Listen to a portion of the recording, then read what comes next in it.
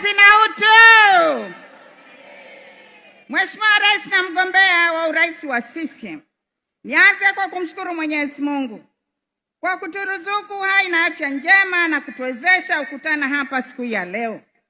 Leo ni siku ya furaha sana kwetu sisi wanamchinga kwa kumpokea Rais wa Jamhuri ya Muungano wa Tanzania akiwa mgombea wa urais wa Tanzania.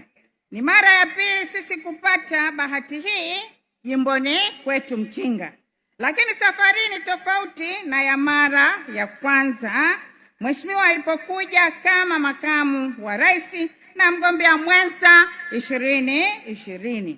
Leo anakuja akiwa mgombea urais wa Jamhuri ya Muungano wa Tanzania. CCM oye! Sisi wanamchinga tunakushukuru kwa ukarimu na upendo wako kwetu. Tunakuombea kwa Mwenyezi Mungu akulinde na kukuongoza umalize salama kampeni hizi na kupata ushindi mkubwa unaolingana na ukubwa na heshima kwa chama chetu, Chama cha Mapinduzi.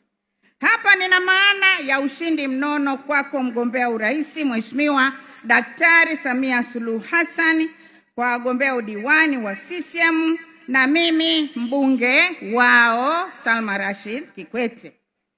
Mheshimiwa, kwa niaba ya wananchi wa jimbo la Mchinga, natoa shukrani maalum kwako na kwa chama chetu CCM kupanga kufanya mkutano wa kampeni hapa Mchinga.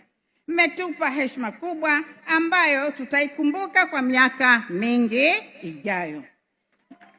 Mimi binafsi, wana CCM, wananchi wa jimbo la Mchinga, tumefurahi na kufarijika sana. Umetuonesha upendo wa hali ya juu ambao hatujui ni kwa namna gani tutaweza kukulipa.